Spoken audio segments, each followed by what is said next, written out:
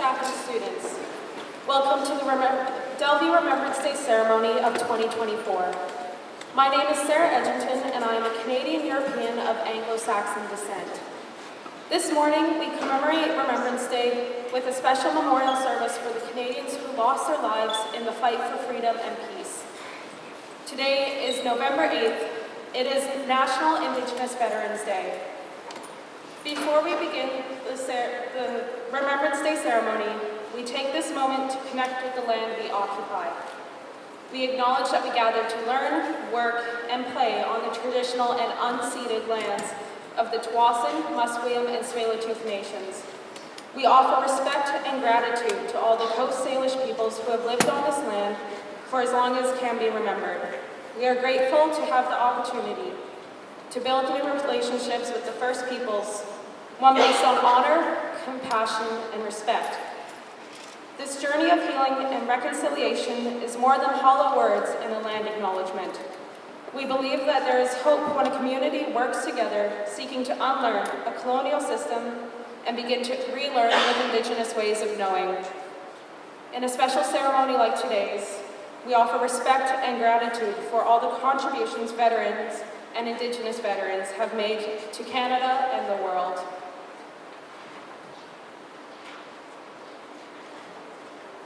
My name is Cookie Sethi, and I am a Canadian of East Indian descent. Remembrance Day feels different this year.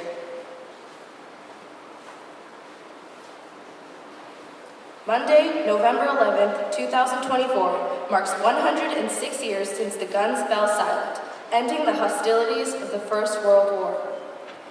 Since then, 79 years have passed since the end of the Second World War and 71 years since the fierce battles of the Korean War.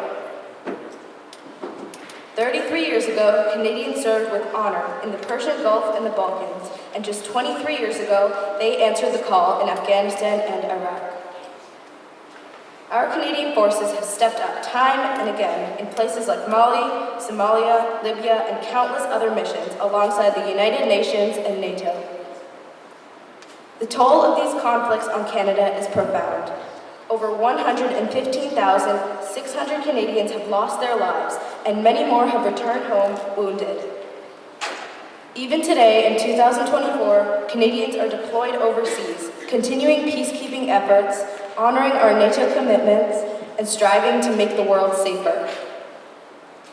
Each year we gather to reflect on the courage and sacrifices of those who gave their lives for the freedom we enjoy today, and for the hope of a better future for those around the world. We come together to honor their memory and to remind ourselves that humanity is the strongest when we stand united, and to renew our commitment to peace. Many soldiers from the Delta community have served and died in combat, making the ultimate sacrifice for our collective freedom. Today, we pay tribute to them by sharing the stories of 3 individuals from 3 separate conflicts.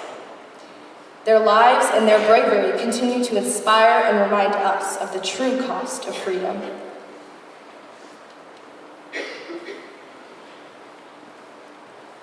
My name is Gray Edgington, and I am a Canadian of European Anglo-Saxon descent.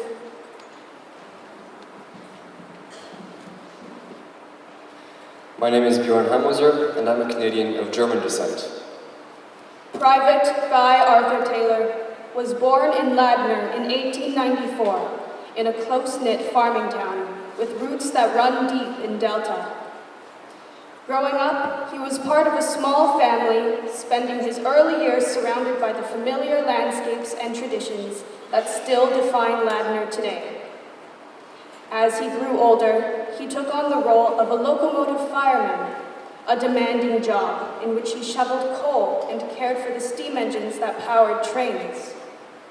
Like many young men in Delta, he worked hard and likely had dreams similar to the ones we have, of making a meaningful life in the community we love. By January 1918, the First World War had raged for nearly 4 years, reaching across continents, even affecting small towns, including Delta, which at the time would have felt a long distance away from a budding metropolis like Vancouver. At just 23 years old, Guy answered the call to serve, traveling to Victoria to enlist, leaving behind the safety of home and the shores of the Fraser River. Within months, he boarded a ship bound for England. There, he and his battalion were stationed at a recreation camp in Seaford, a coastal town on England's southern shores, where they prepared physically and mentally for the challenges ahead. Life at camp wasn't all drills and orders. Guy and his fellow soldiers spent some of their precious leisure time reading, playing sports, and writing letters home, seeking comfort in small joys as they awaited deployment into battle. Guy was sent to France in September of 1918. Together with his fellow soldiers, he entered the brutal fighting of the Battle of Canal du Nord, a crucial Allied offensive aimed at breaking through enemy lines. Tragically, on the first day of battle near Cambrai, Guy was killed in action, less than a year after he enlisted. It is likely that his body lay unburied in the mud until Allied forces pushed forward, reclaiming the land and allowing him to be laid to rest in the peaceful Haincourt Cemetery on the French-Belgian border, where his body rests to this day. For Delta youth today, Guy's story is a reminder of the sacrifices made by young people from their own community. A story of courage, loyalty, and the impact that even one life can have on our shared history. His journey from a quiet town in BC to the battlefields of France may feel worlds away, yet his sacrifice continues to resonate, serving as a powerful connection between past and present. As we remember the courage and sacrifice of Guy Arthur Taylor, who fought bravely and gave his life, we reflect on the profound and enduring cost of war. His story is one of the countless sacrifices made during the First World War, an era etched into history, not only by its battles, but by the powerful words and legacies it left behind. One of those enduring legacies comes from Lieutenant Colonel John McCrae, a Canadian soldier and poet whose grief and hope found voice in Flanders Fields. His words continue to honor those who fell and inspire generations to remember. In Flanders Fields the poppies blow, between the crosses row on row, that mark our place, and in the sky the larks, still bravely singing, fly, scarce heard amid the guns below. We are the dead. Short days ago we lived, felt dawn, saw sunset glow, loved and were loved, and now we lie in Flanders Fields. Take up our quarrel with the foe. To you from failing hands we throw the torch, be yours to hold it high.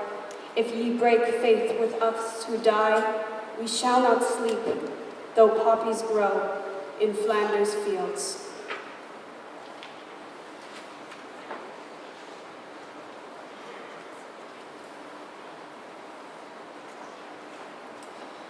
My name is Addie Hebden, and I am a Canadian of Scandinavian descent.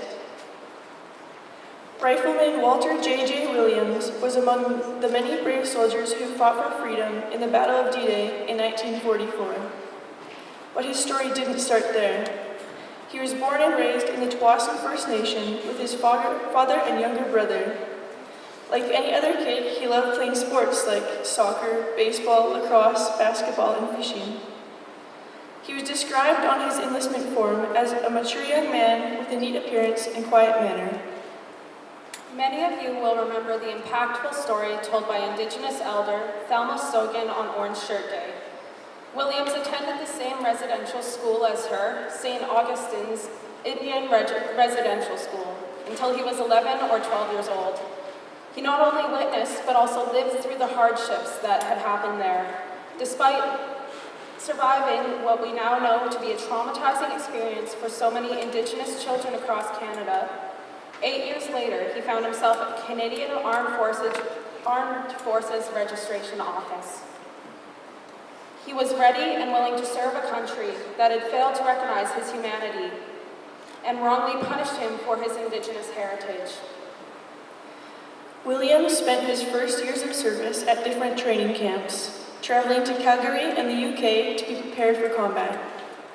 During this time, he was granted 2 authorized leaves, one in which he married his love, Louise. They bought a home in Vancouver with the little time they had together.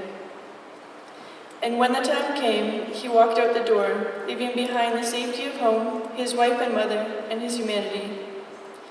He fought alongside other brave Canadians as they stormed the beaches of Normandy in the early hours of Operation Overlord, what we now know as D-Day. He was a part of the final pushback against Nazi Germany, and in August of 1944, he paid the ultimate price for his country. He was 20 years old when he died of his wounds in a field hospital. He never witnessed the surrender of Nazi Germany, which came less than a year later. Williams is believed to be the first Indigenous person from the Lower Mainland in BC to lose his life in the Second World War. His family received 4 separate war medals on his behalf. Walter John James Williams was a Canadian hero who will live on only if we remember. We are living the future that the soldiers gifted us, the future they never had the opportunity to see.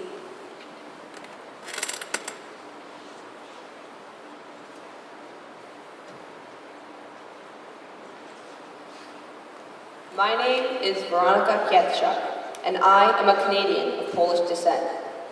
Stephen J. Stock was born on the sunny morning of June 3rd, 1983, to David John and Leona Irene Stock. Stock was born in Campbell River and was brought up in Tsawwassen, British Columbia, which puts him very close to where we live and learn today. Stock grew up immersed in sports. He was very serious about his physical activity, but also heavily enjoyed the social aspect of being on a team. He was a constant joker. Stock was a family-based person. He saw family and friends as one of his top priorities and made an effort to contact them from the field. He graduated from Medicine Hat College in Alberta as a power engineer. Stock's career in the Canadian Forces began in 2001, which was his grade 12 year. He joined the 744 Communications Squadron, a reserve force based in Vancouver. While attending grade 12 in Tsawwassen, he became a member of the Jericho Beach Signal Corps. After moving to Medicine Hat with his family, he joined the South Alberta Light Horse and remustered as an armored crewman in 2002. Stock trained with the reserves for 3 years before transferring to the regular force. He enrolled in the regular force in 2005 as a combat engineer and completed his basic military qualification at Saint-Jean, Quebec. He began his combat engineer training that summer in Gagetown, New Brunswick, and was posted to 1st Combat Engineer Regiment upon graduation. In his first 2 years with the regiment, Stock completed courses in light armored vehicle gunner, communications, and tactical combat casualty care before deploying to Afghanistan with Task Force 108. When Stock was deployed with Task Force 108, his main job was to locate and defuse active improvised explosive devices, or IEDs. He also helped train the Afghanistan Army on the same task. This was an exciting experience because Stock was able to make a difference abroad. Stock's mother described in a newspaper article that her son took pride in the positive change he saw while he was deployed. Stock would often spend time talking with his comrades and developing bonds of deep camaraderie. This really shows the importance of connection even in times of distress.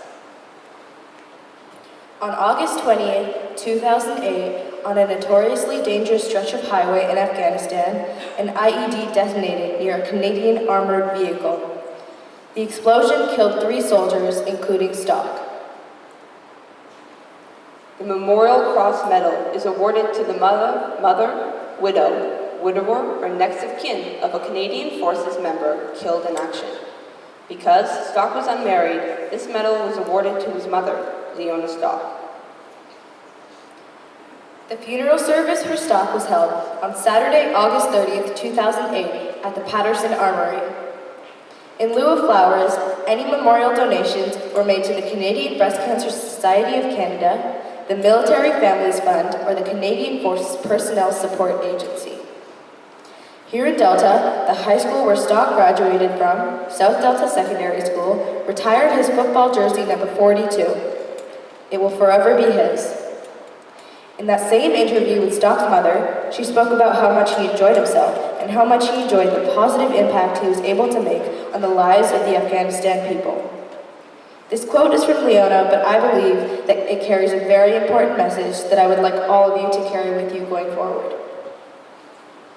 Remembrance Day, for me and our family, is the hardest day because the focus is on remembering that he is dead and what he has done. It's a day to remember our fallen and to remember our son, Stephen. I think it's important that people remember they are gone but not forgotten.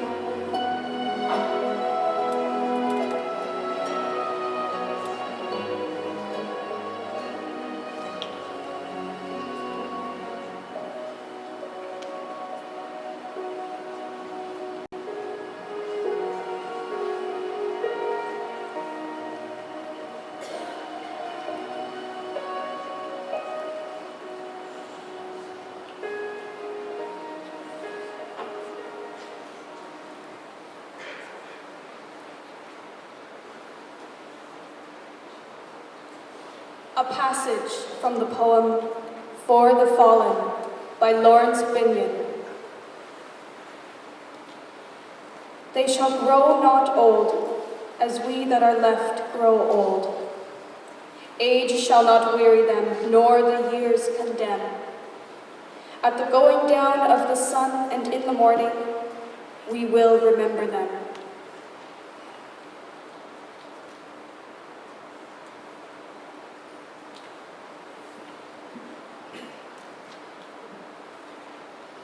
We will now proceed with the three-part symbolic recognition of our Remembrance Day ceremony, followed by our Canada. The last post, played by a bugler, is the formal acknowledgement of the end of the workday. It is also a symbolic acknowledgement of those who have sacrificed their lives and have passed. The moment of silence is a somber way of recognizing this ultimate sacrifice. La Réveille, which in French translates to the awakening, is the rebirth of the day and recognition that life goes on. Please stand if you can for the last post, followed by a minute of silence.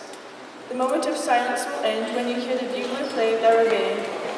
Please remain standing if possible throughout all three parts as well as our Canada.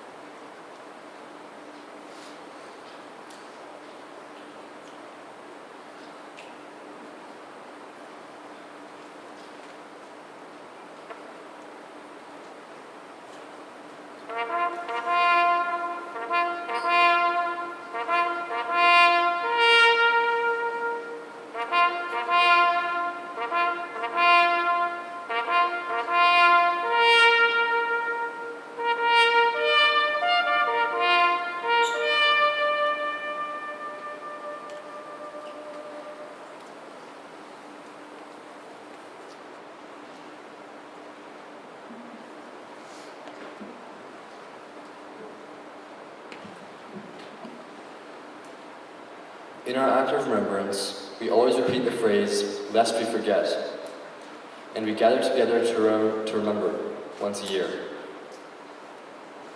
As Canadians, permanent residents, and visiting students, we have the opportunity to live our act of remembrance every day of the year. It exists in the way we treat each other, the way we show respect for one another, and compassion when we need it. Please join Mary Eastland, Katie Dean, and Mr. Choi for the singing of our national anthem, O Canada.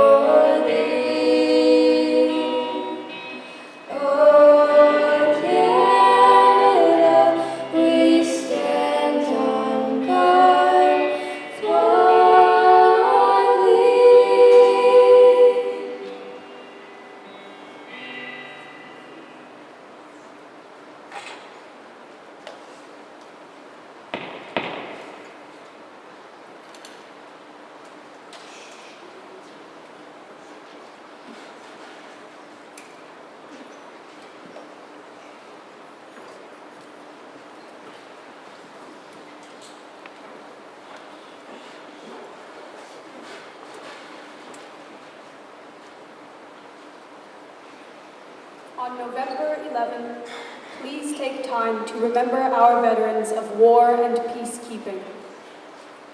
Be the future they hoped for. Be kind to one another. This concludes our ceremony. Please remain quiet as I invite Mr. Baveo to dismiss us for lunch.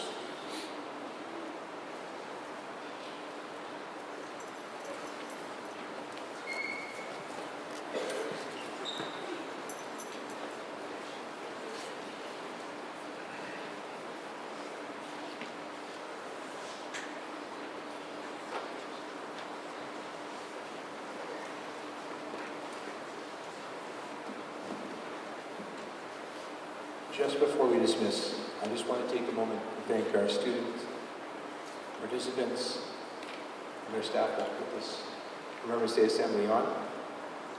I also want to take a moment to acknowledge and thank all of you for your respectfulness, for your somberness today, and for the deep reflection. We truly are very fortunate and lucky to live in a country like Canada. I hope on Monday, when you have a day off from school, you just take a minute or two, if you're not attending assembly, just to reflect. And if you happen to see a veteran or a cadet this weekend selling a poppy, take a moment to thank them for their service, and for their bravery, and for their selflessness to ensure we have the rights and freedoms that we have today. I'm going to ask teachers, we'll start from the front to the back with our grade 8s and 9s, and then to the grade 12s. When you leave this gym, can you please leave in the quiet, respectful manner that you are now? Teachers will take you back to class. They'll let you give your bags and your personal belongings, and then you can be dismissed from lunch from there. Thank you.